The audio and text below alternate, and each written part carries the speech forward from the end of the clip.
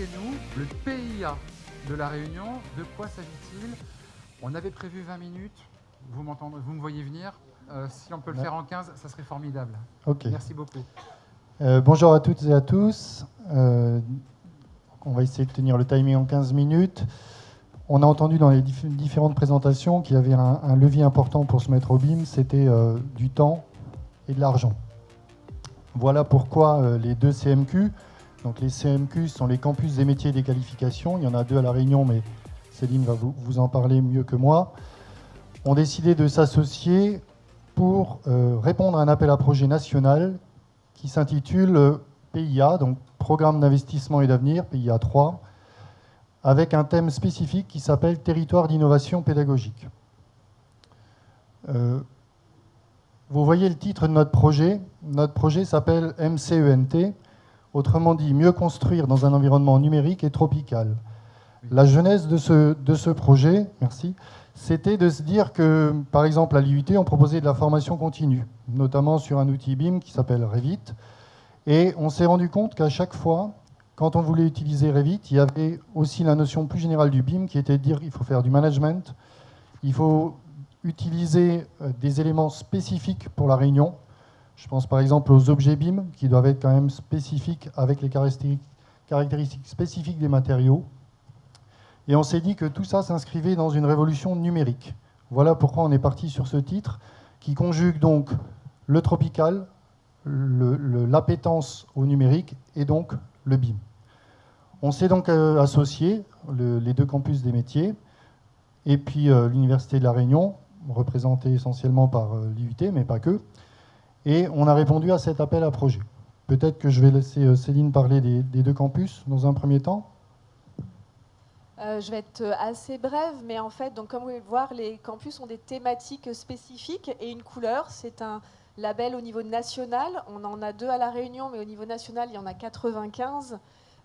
Sur La Réunion, on a un campus qui est sur le BTP, donc qui s'appelle Génie civil et éco-construction en milieu tropical, et un deuxième qui est plutôt sur le management numérique, c'est-à-dire accompagnement au passage à la transition du numérique. Il s'appelle Management et services du numérique. Qu'est-ce que c'est qu'un campus en fait, des métiers et des qualifications? C'est une charte, ça peut se retrouver sur le site éducation.gouv si vous voulez le voir. C'est en fait les quatre ministères qui ont décidé de créer des campus. Et un campus, c'est en fait une mise en synergie des acteurs d'un territoire sur une problématique identifiée comme porteuse, vecteur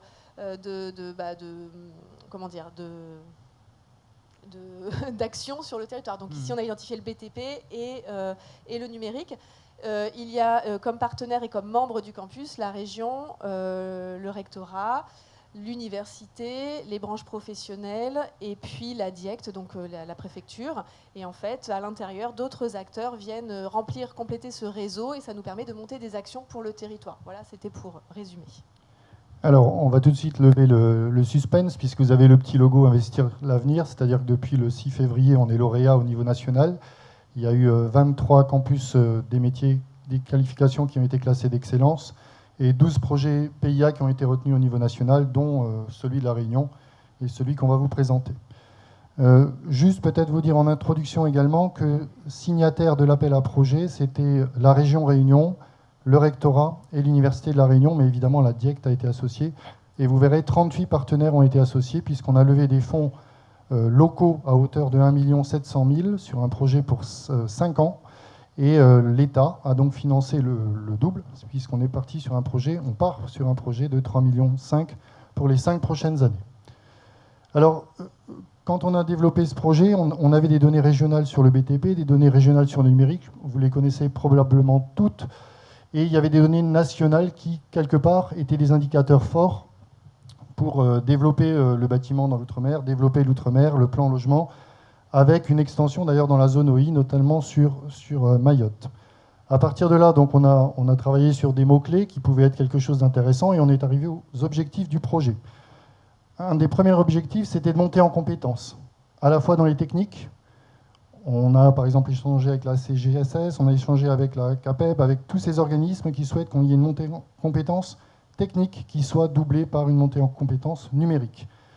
Il y avait aussi la notion de management, ça a été évoqué, le travail collaboratif, l'utilisation de plateformes, ce ne sont pas forcément des choses qui sont totalement évidentes, avec une idée de faire collaborer tous les acteurs. D'ailleurs, bon nombre des 38 partenaires du projet sont représentés dans la salle, donc à la fois des collaborateurs dans le domaine du BTP, de la formation et de la recherche et du développement. L'idée, c'était également de structurer les filières de formation, que ce soit formation initiale, formation continue et formation tout au long de la vie.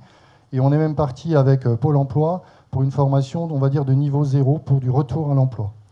Et donc tout ça, c'est créer un écosystème à partir de la fertilisation croisée pour diffuser des connaissances.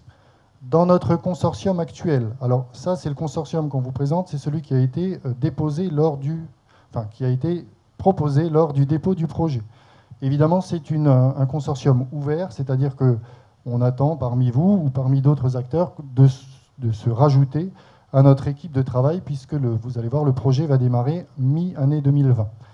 Donc le porteur de projet, c'est l'Université de La Réunion. On a évidemment les 2 CMQ, mais on a également des composants, des laboratoires de recherche, l'école d'archi ENSAM La Réunion, l'académie, la région, la DIEC, Pôle emploi. On a un collège des OPCO. Alors, quand on a déposé le dossier en décembre, c'était encore des OPCA, maintenant ça devient des OPCO. On a un collège des entreprises où il y aurait 10 représentants. Et on a la Technopole de La Réunion. Ce sont les acteurs majeurs de la partie consortium. À côté, vous avez évidemment plein d'autres partenaires. C'est ouvert, c'est-à-dire qu'on a jusqu'au mois de juin pour faire la convention constitutive définitive pour ce projet. Le déploiement territorial, donc l'essentiel du projet sera via ce qu'on appelle le Numérique Lab, qui sera un ensemble physique, un lieu physique et virtuel dans lequel on va partager tous les travaux qui seront effectués dans ce projet. Donc, tout ce qui sera fait pendant 5 ans sera en open source, en open data et accessible pour tout le territoire de La Réunion, y compris le territoire de la zone océan Indien. Ça fait partie de l'ADN d'un PIA, c'est de partager les informations. Donc plus on sera d'acteurs à apporter de la pierre à l'édifice, plus notre base de données et notre collecte sera importante, et plus on pourra progresser ensemble. Alors, on a développé 4 axes d'action. Le premier axe, c'est donc autour du Numérique Lab. Le premier axe, c'est de développer de la formation continue et initiale. Le deuxième axe, c'est de la pratique collaborative. La pratique collaborative, on le détaillera rapidement tout à l'heure, c'est de travailler constamment avec le milieu professionnel. On verra des exemples avec des mots-clés. On a un axe 3, recherche et développement, avec les 3 laboratoires de recherche de l'université, donc Piment pour tout ce qui est bâtiment énergie, et LE2P et LIM pour tout ce qui est numérique et système numérique. Et puis il y a un axe 4, appropriation et expérimentation, et c'est dans cet axe-là qu'on va prendre du temps pour progresser ensemble. Alors pour aller assez vite, on va juste prendre les mots-clés. Vous aurez, j'imagine, les slides pour tout voir. Si vous donnez l'autorisation, on partagera. Oui, pas de souci. Donc le Numérique Lab, c'est un espace, c'est un gros serveur, plus un espace physique où il y aura un Fab Lab. On a déjà un Fab Lab à l'IUT, mais on va l'étendre. Il y aura des salles de travail en mode collaboratif, en mode projet. Et tous les partenaires de ce projet auront des accès privilégiés pour utiliser ces espaces-là. C'est vraiment l'idée, c'est de la fertilisation croisée et de la mutualisation. Juste, je n'ai pas dit, on va être évalué au bout de 2 ans sur ce projet. Si on ne mutualise pas, forcément l'État nous dira à un moment, je vous coupe les subventions. Alors, on va parler maintenant de l'axe 1 et de l'axe 2. C'est Céline qui va vous présenter ces 2 axes-là parce qu'ils vont être portés essentiellement par les CMQ. Si tu veux bien, Céline, on fait juste les mots-clés parce que sinon, ça va être compliqué. De toute façon, les titres sont très évocateurs. Hein. Axe 1, formation. Axe 2, pratique collaborative. On a décidé de diviser le portage des axes avec l'université, enfin avec l'IUT.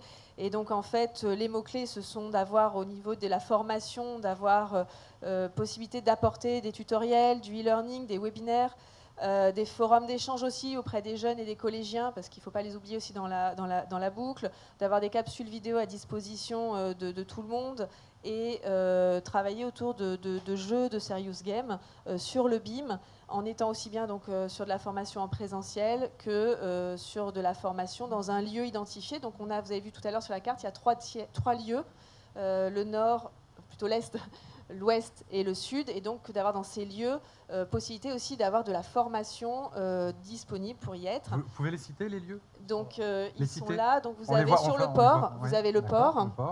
Vous avez Saint-Benoît, et Saint-Pierre. D'accord, merci. Sachant que sur le port, c'est le lycée Jean Inglo qui héberge, qui est l'établissement support du campus, mais on aurait un espace dédié à côté avec la région, c'est en train de se décider. Mais voilà, l'idée c'est d'avoir vraiment des espaces dans toute l'île pour que tout le monde puisse se déplacer à proximité d'un lieu. L'axe 2, c'est sur les pratiques collaboratives. Donc là, on va vraiment être en interaction entre les établissements et les entreprises et les écoles d'ingé et du supérieur. Et on va donc créer des interactions. Alors, on a mis quelques mots-clés. Ça va être du coaching, du tutorat, d'avoir des effets miroirs sur des projets. Donc, c'est-à-dire qu'on pourra avoir du travail en parallèle, aussi bien des jeunes que des professionnels, et croiser ensuite les avancées des projets, faire des chantiers écoles, développer le Fab Lab, comme a dit tout à l'heure M. Winzerit, avoir aussi la création d'une junior entreprise qui pourra, ça t'en parlera juste après, faire des défis de l'innovation, travailler sur de l'entrepreneuriat, excusez-moi, et puis vas-y, je te laisse compléter. Pour l'axe 3, quelques mots-clés, donc c'est de pouvoir faire travailler nos enseignants-chercheurs sur des sujets réels, et c'est bien là qu'on aura l'application territoriale et tropicale. Donc l'idée, c'est d'équiper des bâtiments démonstrateurs, puisqu'évidemment les maquettes numériques vont permettre de faire des simulations. Et ben, on va équiper des bâtiments de capteurs pour vérifier si la réalité correspond à la simulation. Et tout ça, évidemment, c'est dans un but itératif pour faire avancer la recherche. On va aussi développer le BIM au-delà de la maquette numérique, avec notamment tout ce qui est IoT, objets connectés, en mettant, par exemple, proposant de mettre des étiquettes RFID sur du matériel de chantier pour savoir exactement en temps réel où il se situe sur le chantier, développer la photogrammétrie, rentrer avec passion dans l'intelligence artificielle, et puis tout ce qui est SIG, SIM et DREAM, tous ces nouveaux mots qui sont au-delà du BIM. Pour la partie appropriation expérimentation, donc on va proposer un club BIM qui sera ouvert à tout le monde, qui se réunira à peu près une fois toutes les 6 semaines ou une fois tous les 2 mois. Tout le monde sera bienvenu pour poser les questions. Donc c'est une foire à questions, on se retrouve entre passionnés du BIM, et vous verrez, on a 6 emplois à la clé, puisque comme on a gagné 1,7 million, on peut se permettre un peu de masse salariale. Et dans ce club BIM, il sera animé par un BIM modeler ou un BIM manager. On aura des comités techniques pour évoluer, je pense au sujet de la réhabilitation, je pense au sujet de l'amiante, je pense au sujet de tous ces éléments-là. On va avoir des mallettes pédagogiques qui pourront être utilisées dans les collèges et les lycées pour augmenter l'appétence de nos élèves vers ces métiers et la réalité virtuelle. Quelques données, je crois que c'est ma dernière diapo. Le dépôt a été fait en octobre 2019, on a été auditionné en novembre, donc on est lauréat depuis le 6 février. La convention finale doit être signée avant le 11 juillet pour être précis. On aura 2 phases. La première phase, c'est sur 2 ans, et la deuxième phase, c'est sur 3 ans. On sera évidemment auditionné entre les deux. On va créer 6 emplois. Il y a tout de suite un poste à pourvoir à partir du 1er juin au 1er juillet pour un BIM modeler ou BIM coordinateur qui sera la pièce centrale du Numérique Lab. Et puis, vous voyez les montants. Donc, c'est quand même un financement public assez fort, puisque l'État apporte 1,7 million, la région Réunion 400 000 €, les financements nationaux, c'est essentiellement les CMQ et l'université. Et puis, bien sûr, on remercie tous les privés, puisque les OPCO, pour l'instant, même s'il va falloir revoir, puisqu'on est passé d'OPCA à OPCO, nous ont pour l'instant fait une promesse de 420 000 €. On a des fonds numéraires et des fonds valorisables qui sont apportés par les 38 partenaires privés, donc aux alentours de 700 000 €. Donc c'est un projet de territoire. Voilà, il y avait une phrase qui était « Choose la Réunion ». Vous avez peut-être tous assisté à cette conférence.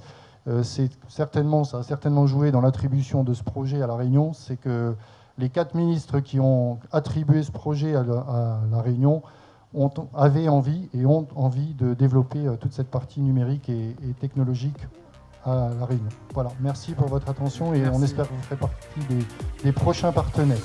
Merci beaucoup.